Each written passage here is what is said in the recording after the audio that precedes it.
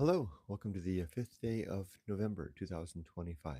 My name is Kurt, and this is my daily Good Life meditation, a live video exercise that I do each and every day, a little bit after waking up. Well, it's actually not that long. It's pretty long after it. I wake up at 4, so it's about 5:30 right now. I do this to remember my life objectives and principles, those which are outlined in my book, Going Alone, which you can read for free at goingalone.org. I also use the time to think about the last 24 hours and how I did with the challenges and the opportunities that I met. I go over the objectives and one of the principles of my creed, and I prepare for the coming day.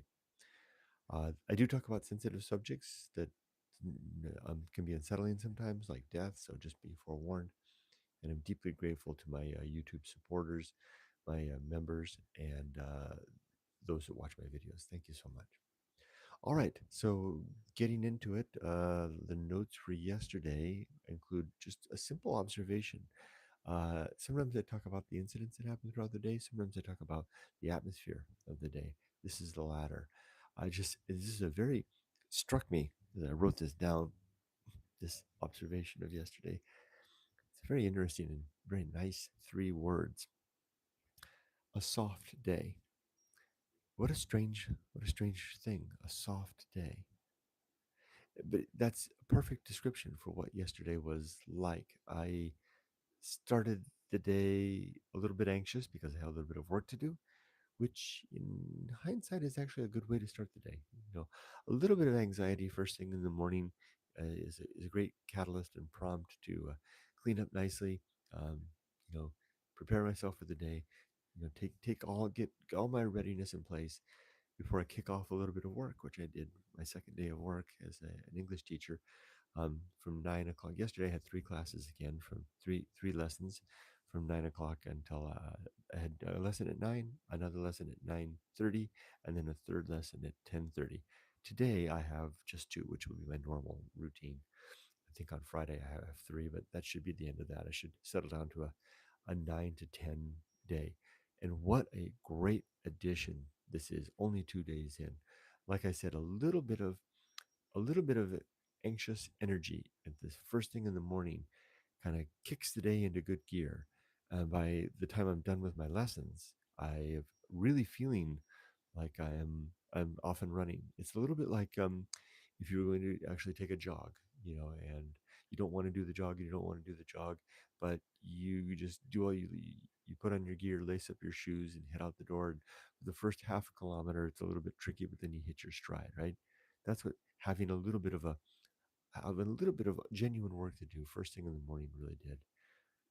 I really enjoyed it. I really did. And then what happened the rest of the day, I carried on with the rest of the day. Uh, I spent the day with my wife and we had lunch with dad. Then Yumiko and I went shopping. And then I came home, put on my garden gear, and I spent the late afternoon into the early evening hours, maybe 2 or 3 hours out in the garden, gently weeding, bagging, listening to a podcast while spending time out of doors in the nice, cool, late, I guess it's now late autumn air. Very good feeling. So I characterize that as a soft day. What a nice way to do it.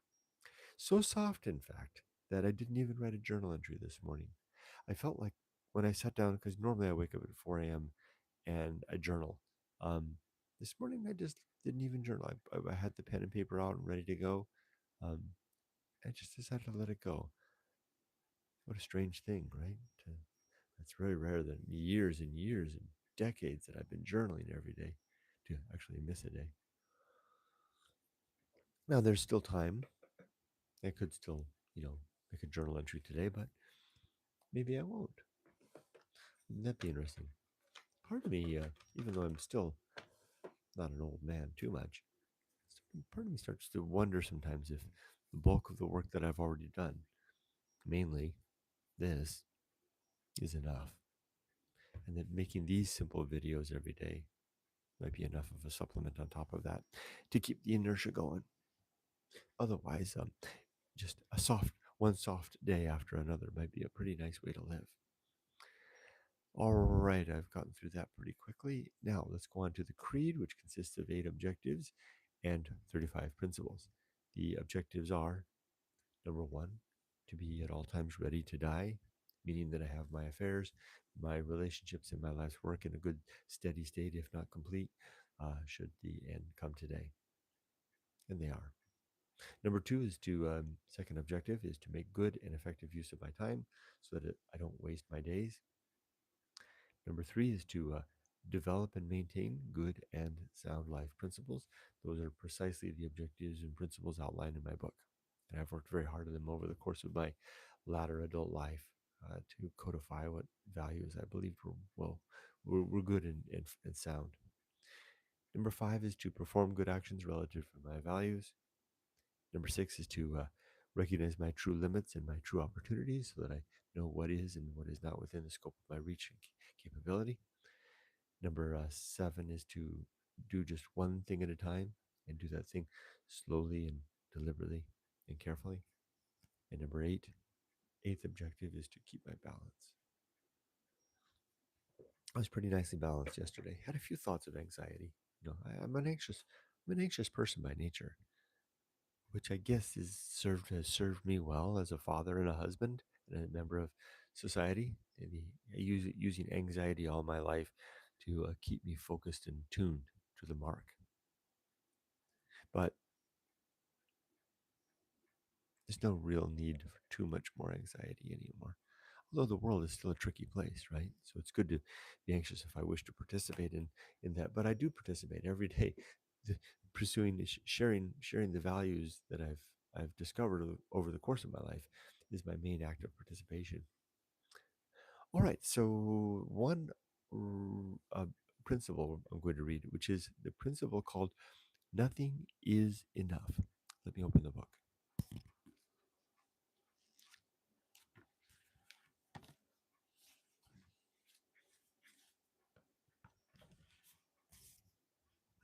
I remember when I was thinking about this principle and wrote it out that I needed a name that described it, and nothing is enough did the job, but it's better to vocalize it to say nothing is enough.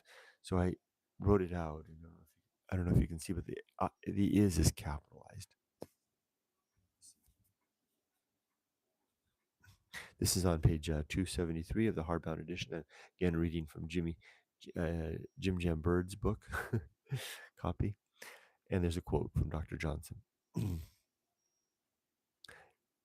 Frugality is not only the basis of quiet, but of beneficence. Well said. My own writing. We start our life, we start out life in pursuit of whatever might satisfy our aching desire to become sated at the banquet of life.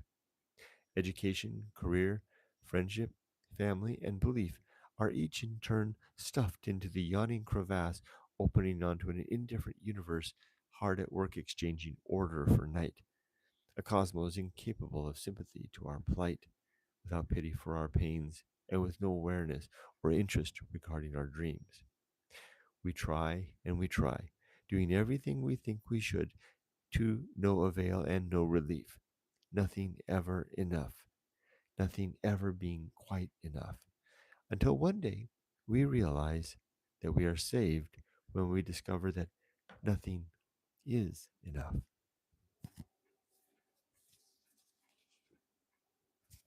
That long effort, the podcast I was listening to yesterday was from a middle aged man, family man, at one point describing just that the effort of stuffing the gap and the void of the apparent emptiness of life with ambition and actions and displays of success. Uh, and I looked back, I was sitting out in the garden listening to that podcast yesterday. And I wasn't criticizing, and I wasn't saying that was wrong. I was just remembering. And I used to think the same way. All right, let's read the comments. There's Robert saying, "Hi, Robert." It says 54 degrees Fahrenheit and 41% humidity with an air quality index of 27 in Napanee, Ontario, Canada. Very nice, Robert. It looks like it's about 12 degrees and about 75% humidity here. Uh, there's Evelyn. Hi, Evelyn. Evelyn says hi to myself, Robert, and Tim. Robert says hello to Evelyn. Tim says, hello, Tim. Good morning. Weather check for the UK at 8:33 p.m. is 13C and 96% humidity. A very dull, windy day. Torrential rain this evening. Unseasonably mild. Wow, that's a very vivid description. You and I are about the same temperature, but you're a lot more humid. It must be that storm coming through. Driving that humidity up. I guess it's an indoor day for you, huh? At least in the evening. But a windy day, you could get out and do some walking, huh? Tim says hi to Evelyn and Robert. Robert says hello to Tim. Tim says anxiety. I've found certainly a good thing in pacing my limits, so to speak. But there is also the dark side I found when it ran away with itself and out of control, which was the work anxiety. Yeah, and it's funny how that work anxiety seems to carry over to other things too and cause incidental worry adjacent to the work anxiety. And it was funny, Tim, to feel that work anxiety as I started off in this new job of mine. 2 days in, yesterday was really good. I had another really good day, another lesson with a judge and two other new students. The lessons have been really well. My anxiety has pretty much dropped off. In fact, I'm seeking after more. I might open my, one of the nice things about this job that I've got is that like if just I have a couple of spare hours and I'm just sitting here doing nothing, I can say I'm open for business. And if anyone wants to come and talk, I can come talk and have a lesson with me. So that's kind of fun. I might do a little more of that. It's kind of fun. Tim says that was a dark time. Yeah, yeah, yeah. I know the. I know. Do you think you? But you're the one that brought it up before. You said you don't know if you could do that again. If you could get back down into that darkness. I imagine either of us could. Any of us could if we had to. But yeah, darkness for sure, Tim. Goes on. Unfortunately, it was the flu. It was flu jab day today. LOL. That's kind of fun to say. Flu jab day, even if today's not fun. Flu jab day today. That long walk was a bit shorter today. Ah, yeah. Isn't it interesting how those flu jabs get us, huh? When I was younger, that never was the case, but now I can almost feel the jab in my arm. I haven't had one yet, but it really kind of takes you out, huh?